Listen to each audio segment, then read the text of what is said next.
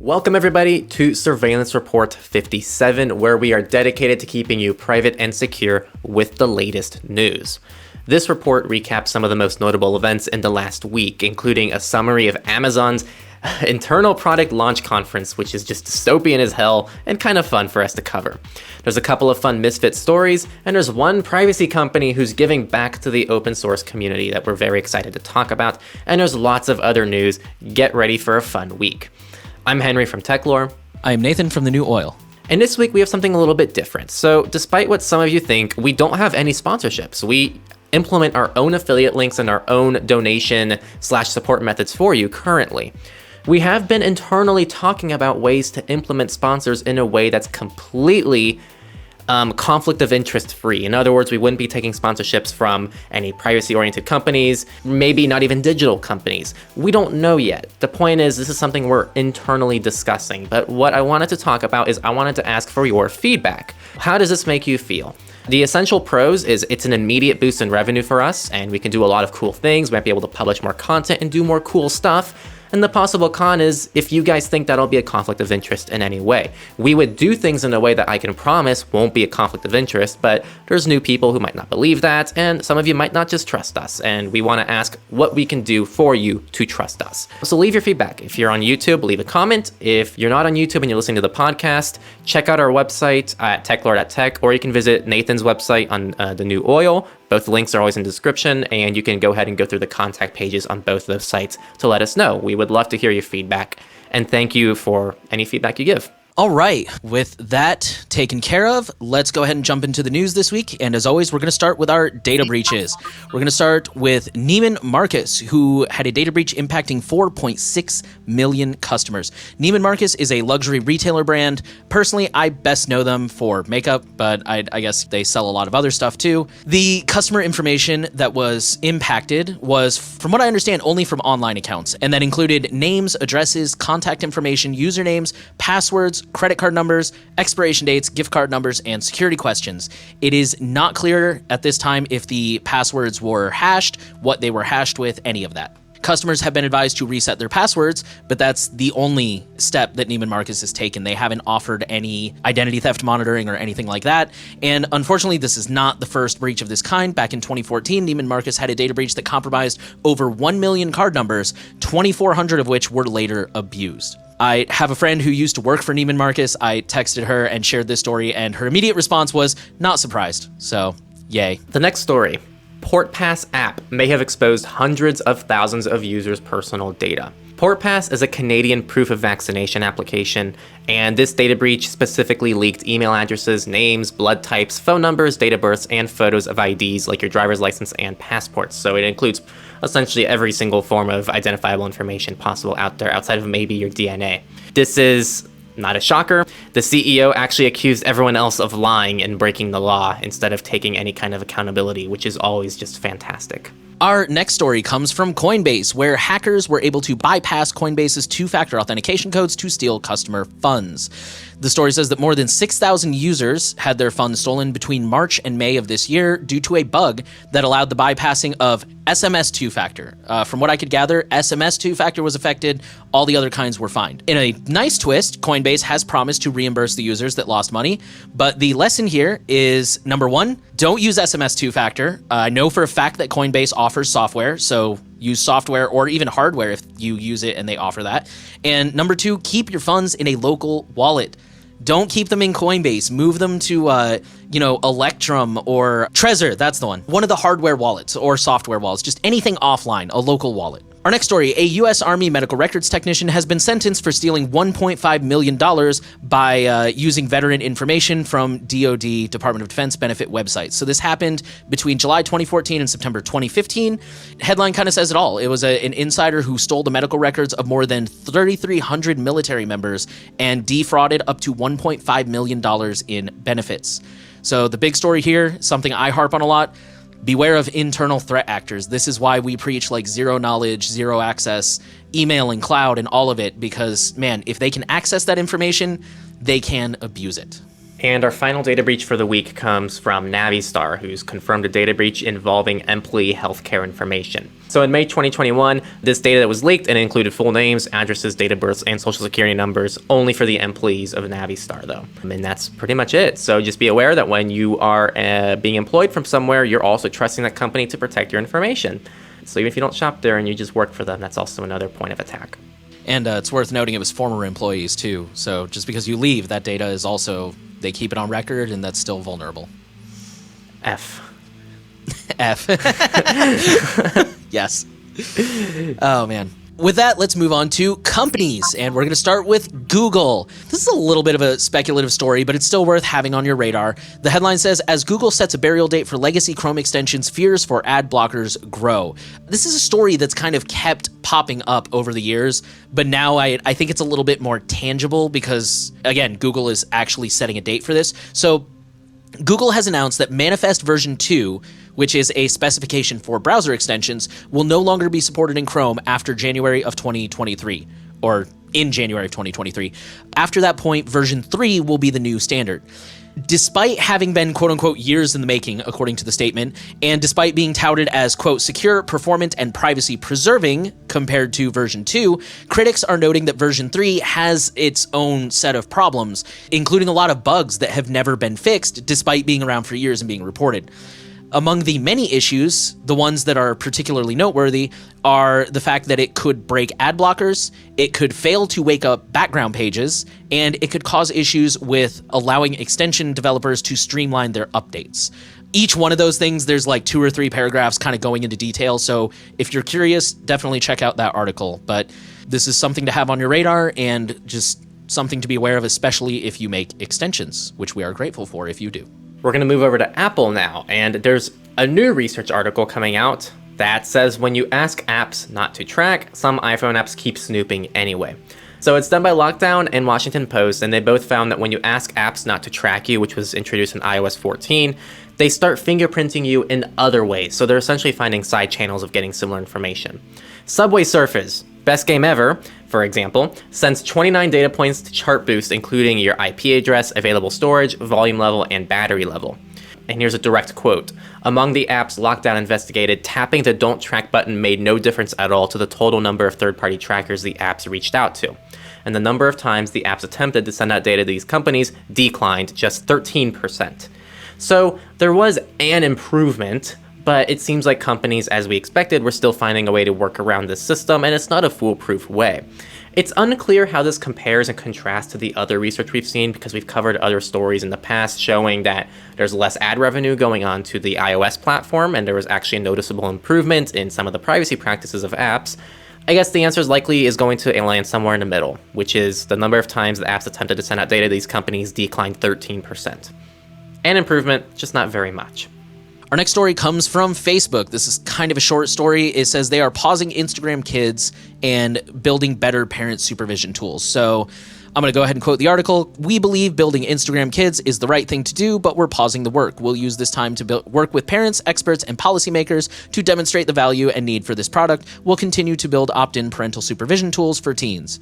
So, yeah, first of all, the astoundingness that they think Instagram Kids is the right thing to do. I guess they've gotten a lot of pushback about it, and they're just trying to deflect the heat. Either way, that's on pause for now. If you're a parent and your kids use Instagram, be sure to make use of the supervision tools because, as they said, they are opt-in. Now, let's move on to Amazon's private event roundup. So earlier this week, Amazon had a kind of like a big product release conference, but it was like an in-house internal thing only, or it was like an invite-only kind of thing. These are the big things that they announced specifically as they relate to privacy.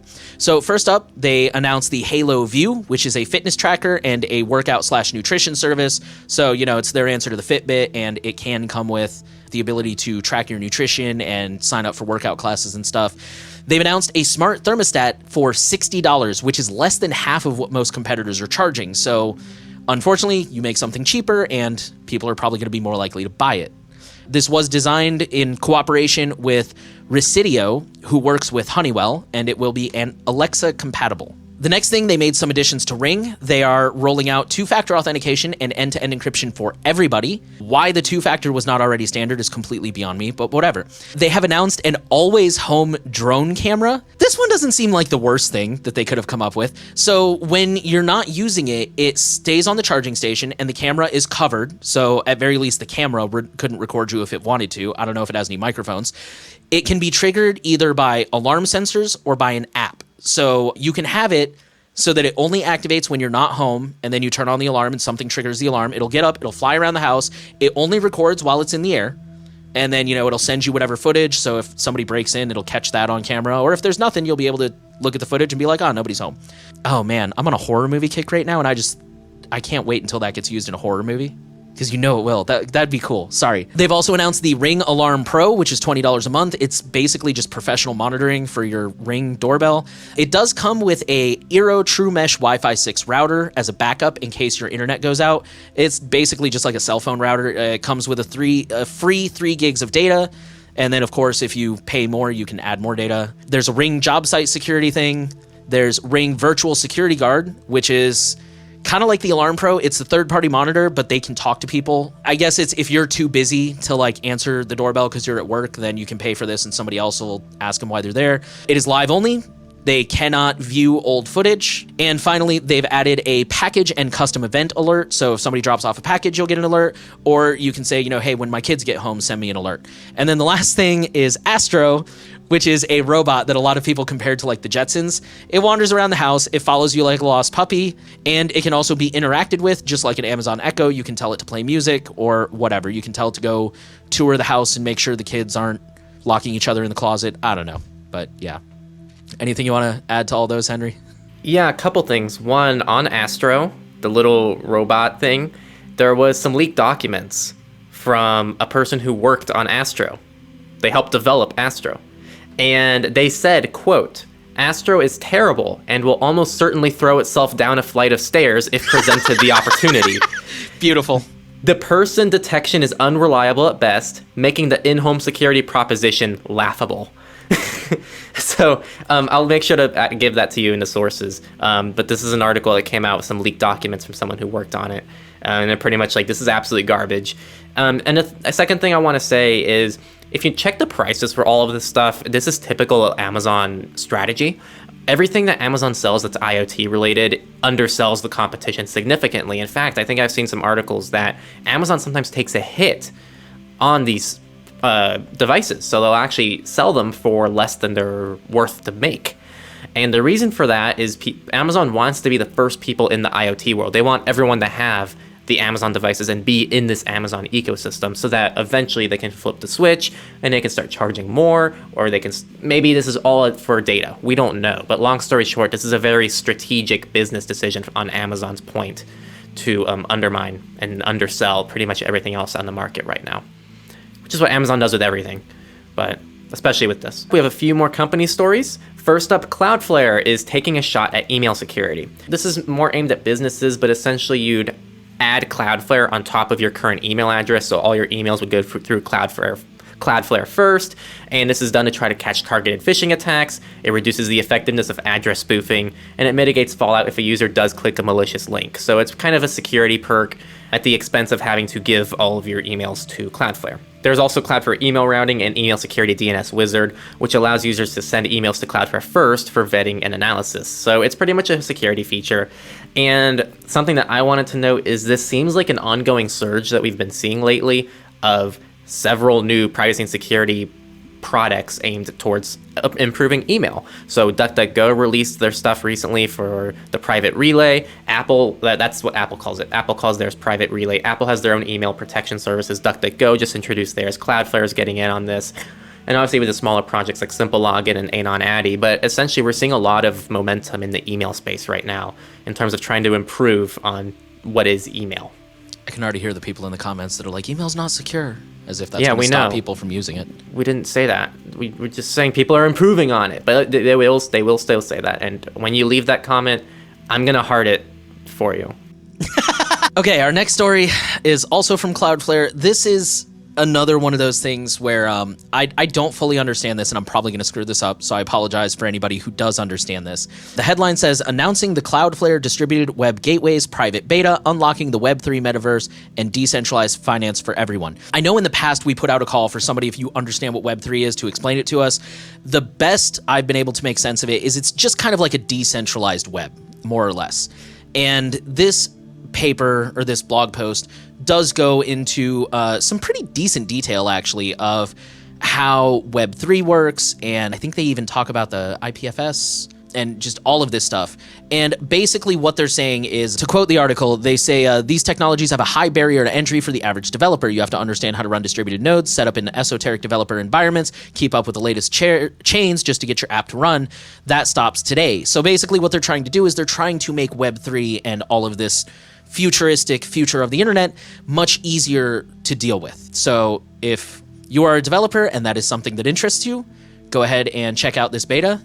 Or, if you don't trust Cloudflare, which is perfectly legitimate, then don't. Just read the paper. But yeah, that is something that they are trying to do. Our next story comes from Tesla. In 2019, a Chinese man bought a used Tesla from the company, because Tesla does directly sell used vehicles, just like any other vehicle manufacturer does. Tesla, according to this man, they claimed that the vehicle had no history of damage. And as the man owned it, he found himself repeatedly going to the mechanic with all these issues, so he finally got a third-party mechanic to check, and they found evidence of structural damage. By the way, pro tip, if you didn't know, when you're buying a car, always take it to a mechanic. Tell them you're doing a pre-purchase inspection. It costs maybe $100, and they will check everything and let you know if you're getting a good deal, if there's anything you should be worried about, etc. During the ensuing lawsuit, because of course this man went back and sued Tesla, you told me there were no issues with this car. There were issues with this car.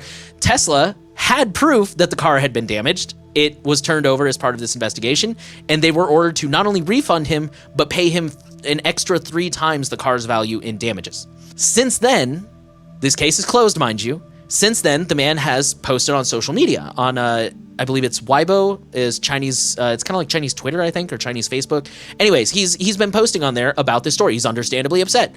Tesla has seen the post and is now suing him for defamation. This is really unlikely to pass, but personally, I wanted to share this because it also shows how publicly posting things on social media, even when you're in the right, the case was closed, he was venting about it, and he's still in hot water now. I've heard people say things like, well, he's obviously going to win, so why does it matter? Personally, I would like to avoid the headache. I don't know about you guys and like what kind of free time you have where you're like, yeah, I'll just go to court just for the fun of it, but like, I don't know. I would rather just not end up in that situation in the first place. But that's just me. You guys do you. Our next story comes from OnlyFans. I actually want to share this with you guys the exact same way I discovered it. So the headline says, former OnlyFans employees could access users and models' personal information. Which kind of sounds like a no duh, right? But then you read the first sentence where they bury the lead. Even after they stopped working for the company. So when people left OnlyFans, they still had access to Zendesk, which is the third-party system they use for support. Their access was never rescinded, which meant that even after they left, they could still log in. They could see customer tickets, which sometimes contained credit card info, driver's licenses, passports, full names, addresses, bank statements, selfies for the whole know your customer thing, model release forms, earning and spending history, so how much money you spent on OnlyFans or how much money you made. And this was after they left the company. Again, always be careful what information you're giving to a company, especially when it's not zero knowledge. You never know when that could come back to bite you. All right, a couple more stories and we're done with companies. First, MySudo, which is the number generation aliasing service that we recommend on our site. They now kind of work with custom ROMs, which is big news. The way this works is it's through a new feature they have where essentially you can somehow add your account onto another device, assuming you have a device that works with MySudo in the first place. So it's kind of a workaround solution, but there is now a way to run MySudo on Calyx OS and any other custom ROMs that you might want to try out. Again, I have yet to test this. Michael Bazell covered it a lot more extensively on his podcast, but it's just something you should be aware of. So it means you may be able to ditch Hushed if you're using Hushed on these platforms, because Hushed kind of sucks. The next story, Fairphone, which is the company that builds phones that are meant to be more sustainable. They have just announced details about the Fairphone 4, which is their first new phone they've released in years, which is really exciting. So this is announced, there's all the specs, you can read the specs if you want, but what I'm excited about is it has a 5-year warranty and 6 years of software updates advertised to come with it. which is very exciting, and it's also built sustainably, and it has pretty decent specs, and it's an actually usable phone. No details yet on what custom ROMs will be supported on it, but we can only hope that we'll have some cool custom ROM support on that phone, and that could be an option going forward for some of you. All right, and now we're going to migrate over to the research of the week. First, here's the headline. Most business owners do not disclose cyber attacks. So this study was done by Arctic Wolf of over 1,400 IT decision makers at significant companies. The results are 32% of companies experienced a six-figure cyber attack last year, and 61% admitted to hiding a breach, which is almost 2/3 of them. 78% of CEOs are willing to pay a ransom, 56% are willing to pay more than $100,000. China and Russia are seen as the greatest threats, 41% each. The takeaway for you here is that you don't always know when a data breach happens. Not only can they not be disclosed, but they can never be discovered. And this is why we really encourage you to have preventative methods established, assuming that an email, an account, or anything related to a specific service will be breached without your knowledge. That's why I recommend using aliasing services when you can. And you really should be taking this stuff seriously, because even though we cover sometimes like close to 10 data breaches a week, some weeks, that's still potentially only a third of them, almost. It's just such a widespread problem. So take it seriously if you're not already. All right, our next story comes from Microsoft. Researchers at Eclipsium have found a weakness in Microsoft's Power Management Hub. So all Windows devices since Windows 8 have come with ACPI, which I didn't write down what that means, but it's basically the Power Management Hub. If you've ever used Windows in the last couple years, you probably dealt with this. You can set it to like high efficiency or high performance or whatever, and that's basically what it's designed to do. It's designed to make the device run as power efficiently as possible, especially if you're not like a gamer or a power user. Researchers have discovered that a vulnerability can be exploited to alter the pre-boot code. It's basically a rootkit. If you haven't seen Mr. Robot, those are basically malware that boots up before the operating system, which makes it incredibly difficult to detect.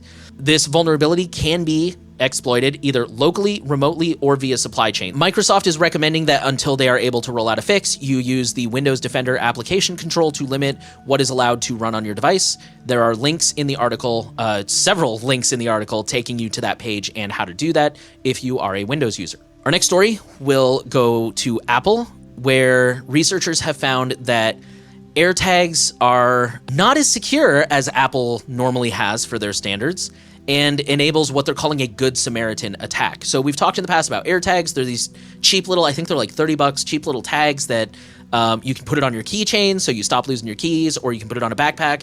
We have talked in the past about they do create a risk for stalking. In addition to that, they also have this ability where when you find a lost AirTag, you as the owner can set it to lost mode and enter contact information. So that way if somebody finds it, they can boot it up and it'll say, oh, here's my contact information, please call me and tell me you found my AirTag.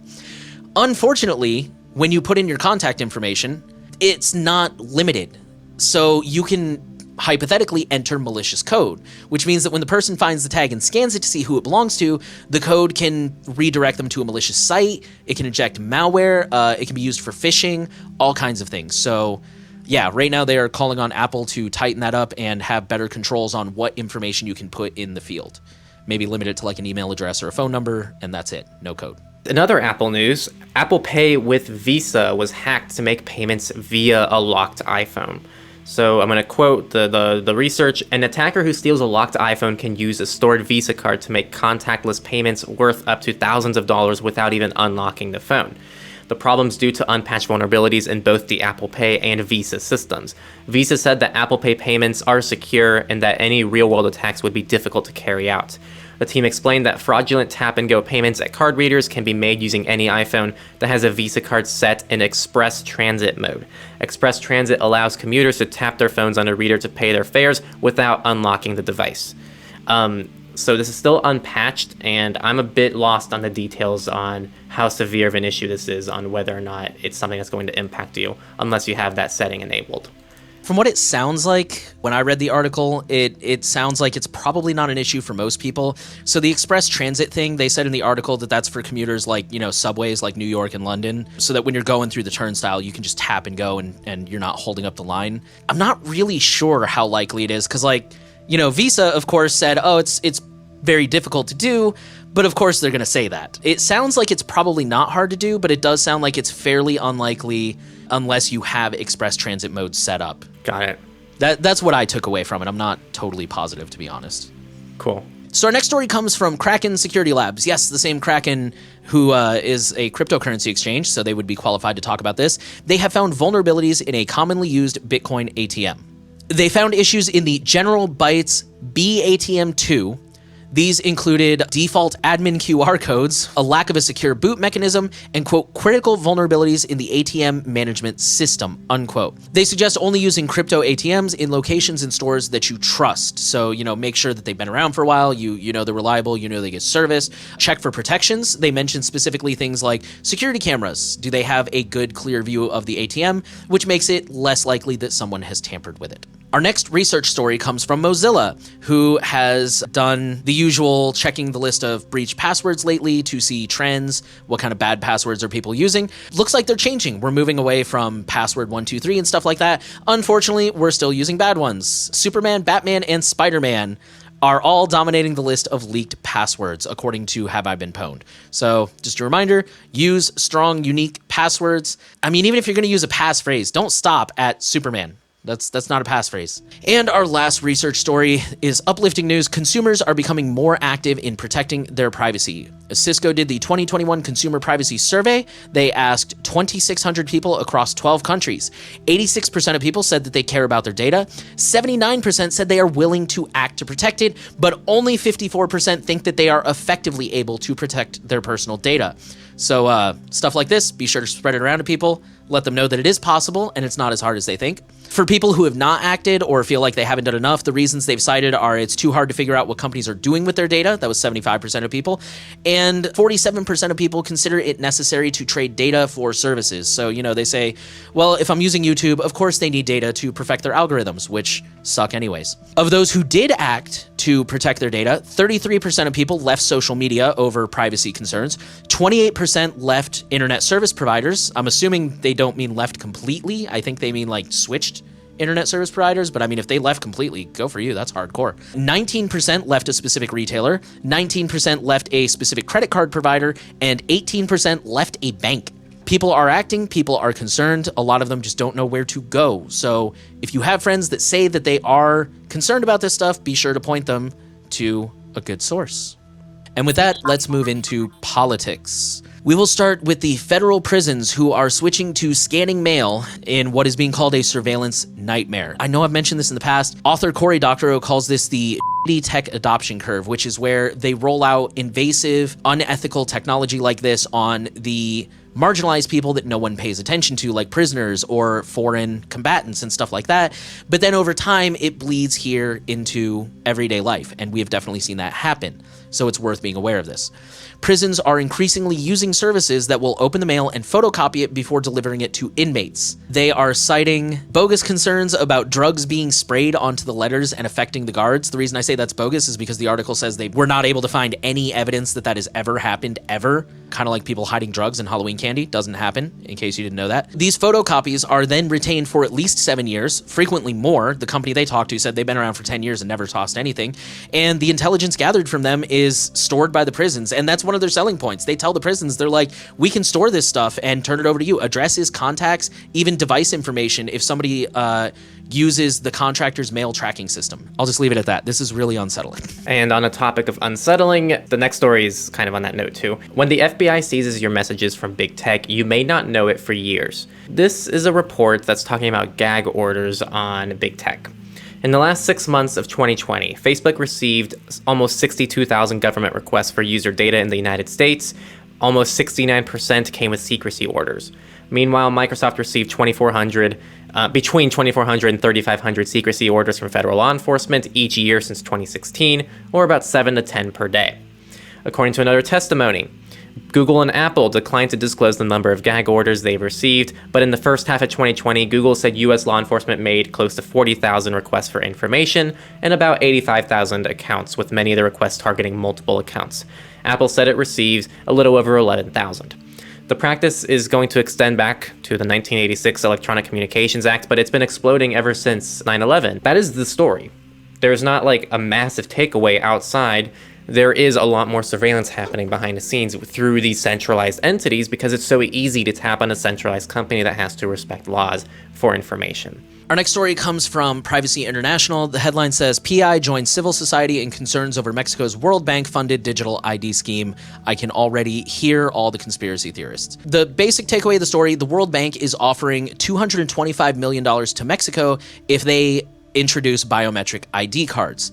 Typical concerns: privacy, biometrics, data security, and the inevitable exclusion of marginalized people who have a hard time interacting with these heavily digitized services. So if you are in Mexico, you should be aware of this and contact your politicians and voice your opinions. And on a similar note, there is digital health IDs now coming to India.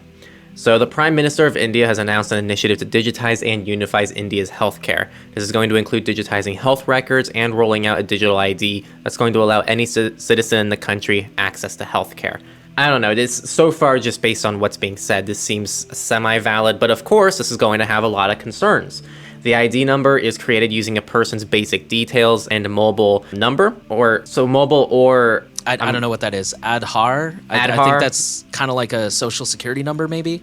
Mobile or Aadhaar number. The system's going to allow medical records to transfer more easily, and also patients can give feedback on various facilities and services.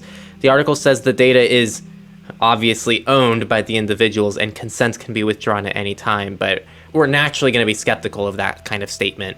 So long story short, this seems like it's something that's being done for the right reasons, but of course we're going to really come forward and have some massive concerns with how this might be implemented and how it can negatively impact people as well. And now we're going to move over to free and open source news, or the FOSS news. We're going to start with Tutanota, who has come out in support of other open source projects. So if you are a project leader, manager, or a core contributor for an open source project that is non-commercial, and it's at least 30 days old, and it does not require payment, you are eligible to contact Tutanota and ask them for free premium email accounts, and they'll give them to you for free. Either way, it's a cool initiative, and I think they mentioned that 1Password does something similar as well, but we don't really recommend 1Password, but just so you know, 1Password does a similar thing, which is very ironic considering they're not open source themselves. Moving on, Element recently announced Spaces, which was in beta, and it's their attempt at offering a Slack-like experience to pretty much have rooms act as channels more so. It's now out of beta, so it's now an official offering. There's still a lot of cleaning up to do, but users can organize rooms into public spaces, private spaces, or personal spaces. So good for Element. I still personally think it's got a long ways to go, but I think it's still great to see the progress they're making. Our next story comes from Mullvad VPN, who is releasing a new browser extension called the Mullvad Privacy Companion, and it is in beta, so you can help them test it out.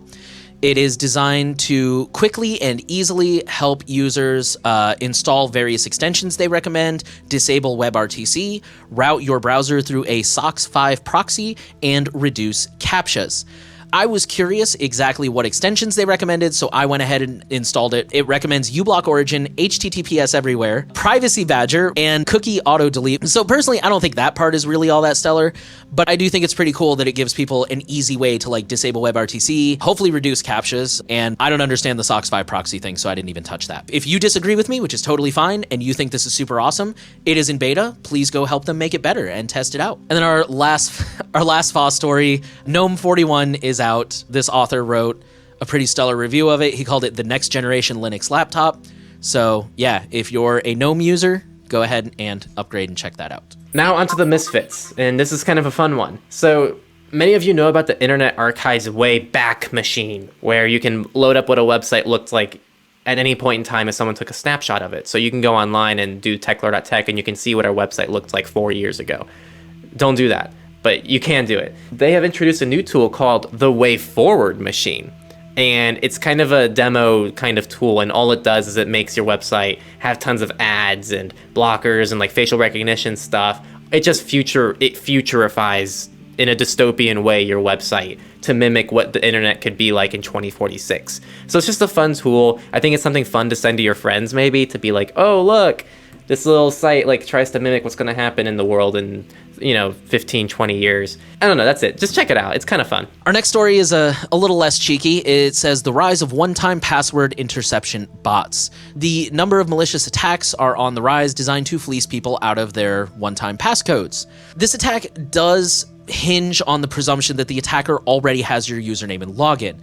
And basically all it does is they find your contact info, they pretend to be your bank or whoever, Google, your ISP, whatever, and they say, hey, there's an issue and we need your code. In case anyone didn't know, they will never ask for your code. Don't give them your code. If you can, use hardware anyways. It makes you feel really cool, and there's no way to give them your code. Our next story, fears surrounding Pegasus spyware prompt new Trojan campaign. I think we've talked about something similar to this before. The articles say cybercriminals unconnected to Pegasus are attempting to capitalize on the damning report by promising individuals a way to protect themselves against such surveillance. For listeners, that was air quotes, but are secretly deploying their own brands of malware instead. So we briefly talked about this in the past, how it's important not to over-sensationalize things, because then people freak out and make really bad decisions like this. Pegasus is a big deal. It should absolutely be taken seriously, but the odds of it being used against most people are very minimal. And when people don't keep that kind of perspective in check, then they fall for things like this because they think like, oh man, Pegasus, it's zero click. I could get it without knowing it. That's really, really bad. I should protect myself against it, not knowing that they probably don't need to. And also they're probably downloading malware anyways. Our next story is one of ZDNet's clickbaity headlines, which I hate when they do. The headline says, these systems are facing billions of attacks every month as hackers try to guess password.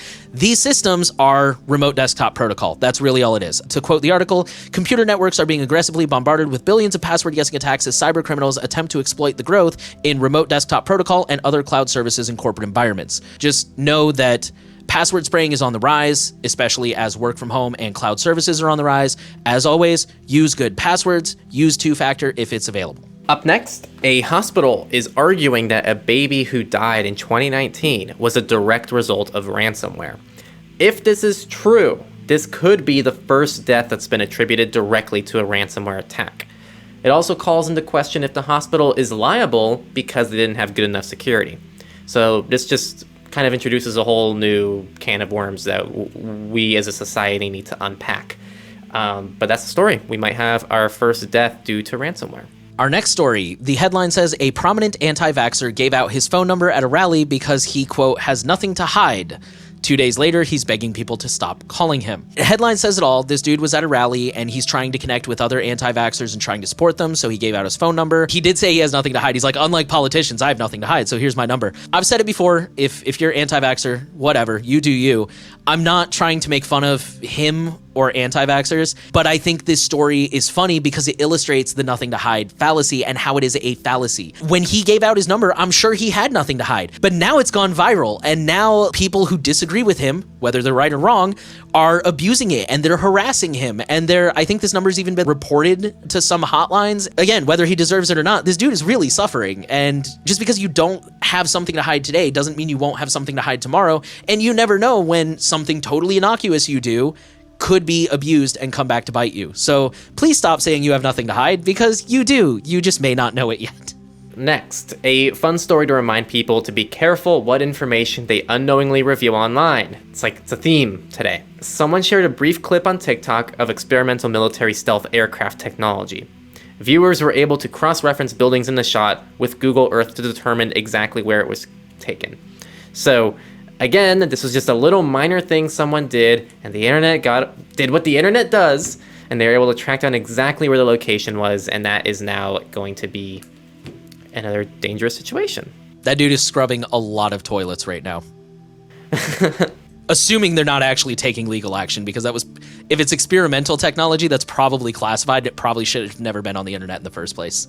And that's pretty much it for the week. So that's all the news. Again, we covered a lot of fun stuff. We really are going to keep an eye on the Amazon stuff and see what happens once people start getting all their devices and more news comes out, which will inevitably be bad for Amazon, as we know. And we also covered some cool FOSS stuff. It was just kind of a low-key week. I kind of liked it. Again, promo spot. Let us know about promo spots. Again, we normally manually pick these and we add in affiliate links that we have control over that are our own, and we make our own decision on how to use those. Sponsors are different. Sponsors would actually, we have to form some kind of collaboration with a company. We have to implement them into our content somehow. Let us know what you think about it. We would still do it in a fair way, but we'd like you to hear how we can do it in a way that you'd still respect everything we do. And I don't know, just share with us your share with us your thoughts. Again, you can leave a comment on whatever video platform you're on. We read the comments on all the video platforms, or you can submit something through either Nathan's or the Techlore's website, which are both in the description as well. Let us know.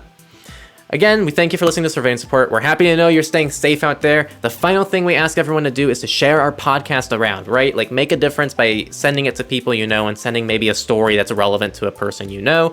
Make sure you're subscribed if you're on a platform that allows that, or just follow the RSS feed. And give us a rating if you're on a platform that allows ratings, because that is how we reach new people. So thank you for doing that, and also share around the videos as well if you're watching from the video side of things.